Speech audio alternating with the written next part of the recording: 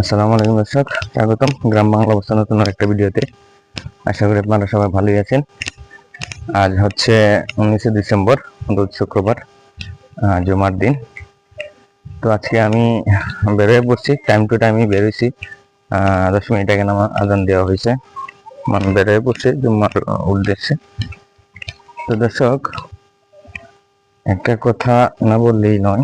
কথাটা হচ্ছে যে আমাদের দেশের অবস্থা যে পরিমাণ চলতেছে আর কি, এই অবস্থায় যদি চলে তো আমাদের দেশের অবস্থা যে কি হবে, আমাদের দেশের মানুষের অবস্থা যে কি হবে, জনসাধারণের যে কি হবে, সেটা মানে বলাই বাহুল্য।